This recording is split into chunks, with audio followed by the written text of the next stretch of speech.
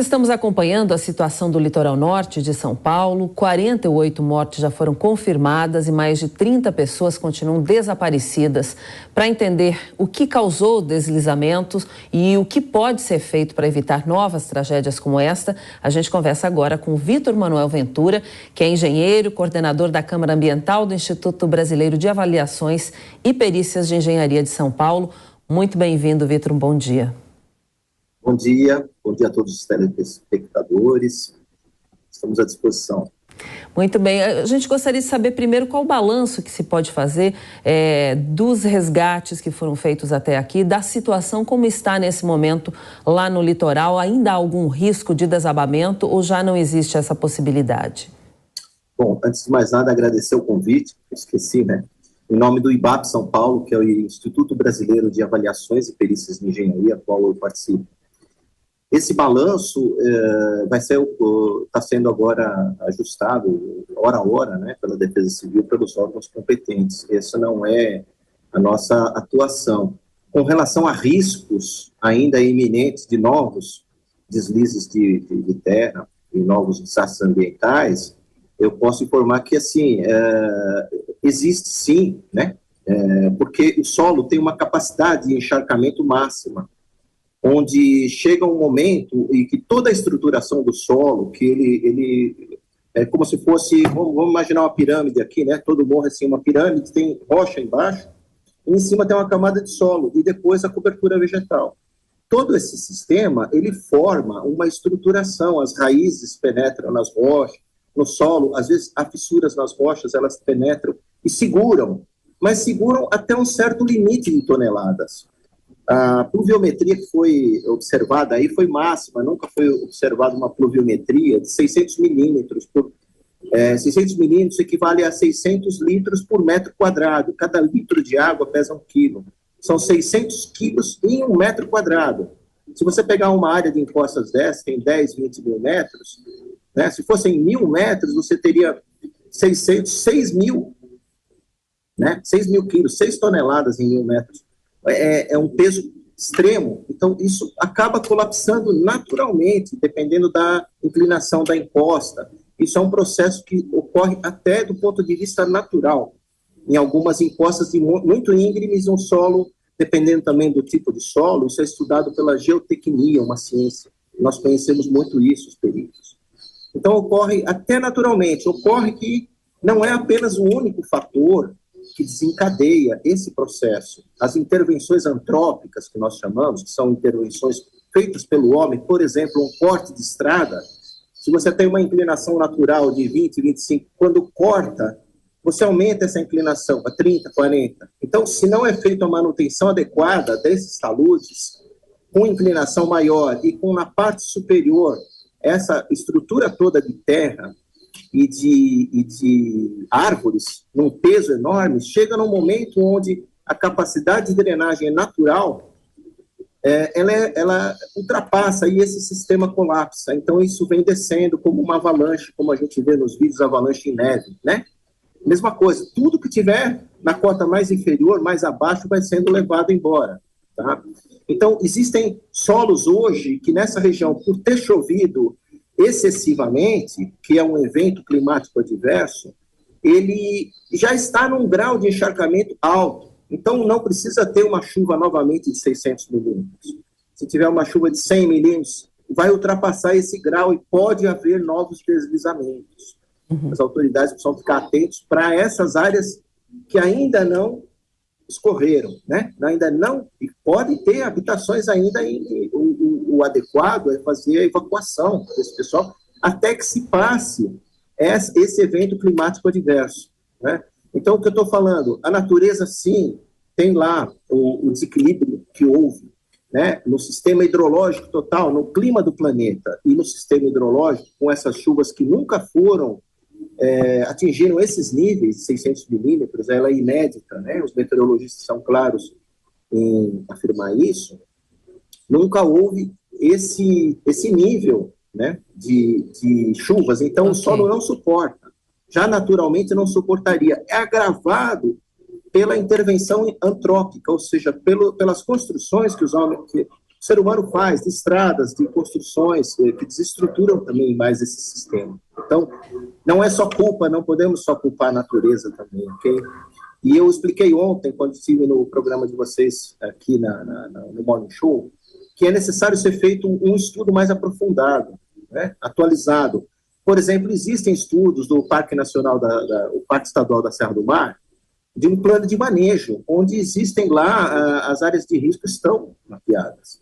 E haveriam que ter feito intervenções, obras, mas muitas vezes isso acaba caindo na inviabilidade econômica. Não existem recursos suficientes para que se sejam feitas todas essas intervenções necessárias para se preservar e evitar esses acidentes. Né? Então, pois não. Não, a pergunta agora, o Diogo Schelp também está aguardando para fazer uma pergunta para o senhor. Ok. Diogo. Vitor, quais são as obras, de fato, que podem ser feitas para evitar deslizamentos como esses, ou, em muitos casos, nenhuma obra de contenção, de encosta, é suficiente para evitar tragédias como essa e a única solução é, de fato, a retirada dessas populações? Veja, como eu expliquei ontem, né? Todas essas obras, elas são definidas dentro de um estudo macro, de análise de risco, e de ESG, que nós chamamos, né? Que são os estudos que consideram a questão ambiental, social e de governança corporativa, ou seja, todos os atores, porque não adianta nada fazer todo um estudo, determinar que tem que ser feitas intervenções de prevenção e depois não ter verba ou não ter governança que permita que aquilo se concretize. Então, esse estudo macro, né, existem, eu fui pego de surpresa aqui, né, por esses convites para dar orientações aí para vocês, mas assim, nesses dias eu andei pensando, existem, por exemplo, a Nova Tamoios, que é uma realidade, assim como a Imigrantes Nova, ela tem túneis, elas passam por dentro da serra, pode ter qualquer deslizamento superior que ela não vai atingir moradores, aquilo vai ficar só na natureza, e a natureza tem uma resiliência, onde tem um desmoronamento desses, caem sementes de árvores, nascem e recompõem com o tempo a floresta. Não é? O problema é que essas obras são extremamente caras, custosas. Não é? Isso é uma. Outra, alguns países que têm maior poder econômico, você vê que as rodovias feitas nas regiões litorâneas, elas são elevadas, como tem também na Imigrantes, né? Viadutos bem altos, a mata fica lá embaixo, a natureza fica lá protegida, e os veículos passam por cima. Pode ter deslizamento ali, porque você tem pilares de concreto fortíssimos projetados para isso, a enxurrada passa, e existe uma resiliência natural. A resiliência é a capacidade que a natureza tem de se recompor ao seu status quo que ela tinha naturalmente, ok? Então, existem sim medidas preventivas que podem ser tomadas e para evitar futuramente essa tragédia, infelizmente, né, que nós estamos vivenciando hoje, existem, mas elas necessitam de estudos técnicos de alto nível, necessitam de patrocínio de empresas, governos, para que esses estudos sejam realizados, e depois também precisa ter alocação de verbas para que isso se concretize, né? Porque o que ocorre hoje, vejam bem, não foi feito, pode-se dizer que algumas dessas, além das ocupações irregulares, né, porque as pessoas em estado de vulnerabilidade não estão lá porque gostam de morar no morro, sem água potável, sem esgoto, em situações de risco. Elas estão lá porque elas são vulneráveis, porque elas não têm outra opção de morar. Elas vivem da economia daquela região e não vão morar distante, 40, 50, 100 quilômetros lá, onde tem terrenos planos que não são áreas de risco. Né? Então, é uma condição econômica que ocorre na região. Agora, o que ocorre com um desastre desse? Além de, infelizmente, nós perdermos vidas valiosas humanas, nós estamos perdendo milhões e milhões de reais na economia que está sendo afetada. Todos perdem junto. Os hotéis, os restaurantes, todo o sistema turístico. O próprio Estado perde porque vai deixar de arrecadar impostos naquela atividade. Veja que esse desastre ocorreu bem no Carnaval, que é uma época do ano onde existe um maior faturamento. Existe um fluxo de turistas, né, das grandes cidades aqui de São Paulo que vão para o litoral, querem necessariamente se divertir, passear, curtir uma praia.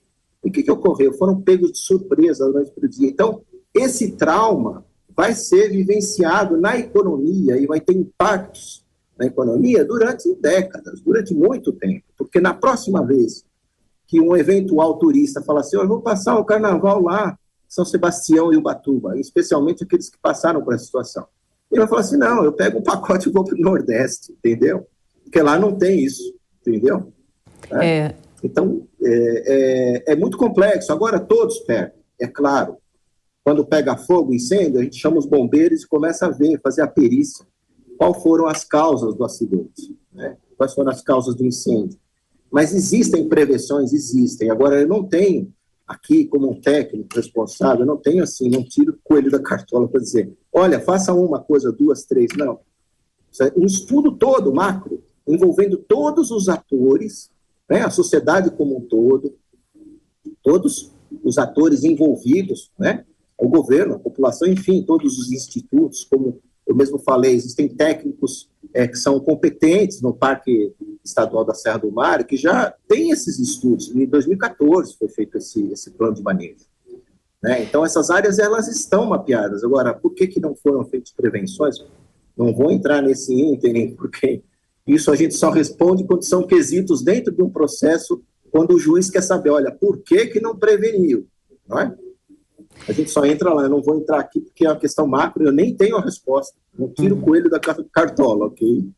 São chuvas que se repetem, né? A gente tem visto tragédias em outros anos também, né, Vitor? Agora, a gente sabe, como você mesmo falou, a população às vezes não tem dinheiro suficiente ou outro lugar para ir morar, né, para construir a sua casa.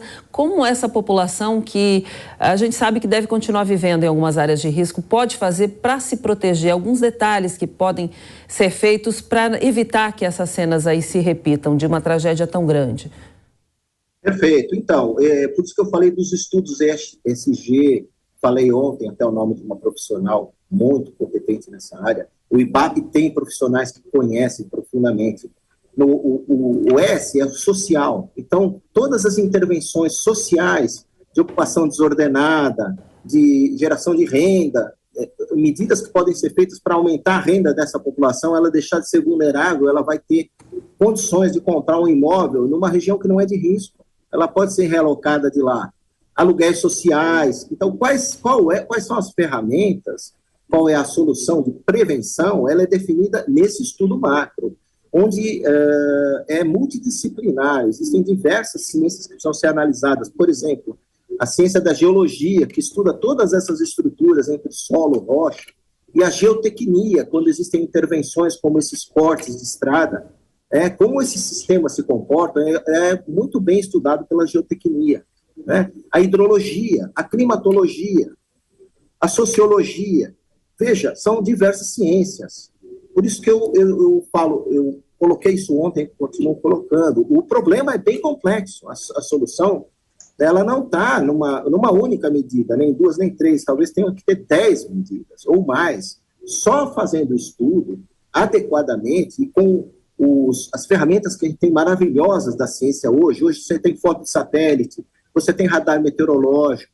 Por exemplo, uma das coisas que podem ser feitas é o Estado brasileiro ou as instituições de pesquisa, as universidades, investirem mais em previsão de tempo, né? Porque existem imagens de satélite que mostram onde essas massas de ar estão, né? E onde as frentes frias vêm, quando elas se reúnem é que colapsa esse tipo de pluviometria excessiva, né? Existem radar meteorológico, estações de coleta de dados meteorológicos. Agora, todos esses dados precisam ser juntados, computados e colocados num supercomputador. O Brasil tinha, no INPE, um supercomputador. Eu não sei, não li mais a respeito se ele está ativo ou não. Então, poderiam ter alertas antecipados de um dia, ou de 12 horas, 20 horas, no qual a Defesa Civil, os bombeiros, a polícia poderia retirar essas pessoas de lá. Antes que houvesse o colapso, antes que houvesse essa precipitação excessiva, você entendeu? Quer dizer, modos existem, agora o problema é que cai sempre na questão da viabilidade econômica. Onde é que está o recurso para isso? Né? E aí eu também não entro nesse ínterim, porque isso é da competência dos administradores públicos, verdade? Tá? Bom, A gente espera que atitudes sejam tomadas em breve, né, e que a população fique mais protegida daqui para frente, porque para a gente não rever cenas assim. A gente conversou sobre essa tragédia aí no litoral paulista com o Vitor, que é engenheiro e coordenador da Câmara Ambiental do Instituto Brasileiro de Avaliações e Perícias de Engenharia de São Paulo.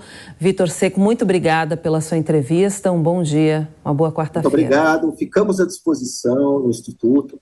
Existem técnicos com um expertise maravilhoso, que já trabalharam em muitas perícias judiciais quando ocorrem os danos ambientais e sabem também quais são as tecnologias que podem ser feitas ou para mitigação ou para preservação. Tá? Nós estamos à disposição.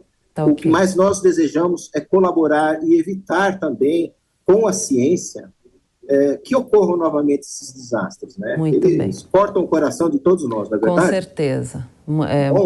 Bom dia, bom trabalho aí para o senhor, tá bom? Muito obrigado. Diogo Schelp também, obrigado aí pela participação. Bom dia para você, boa quarta-feira. Bom dia a todos.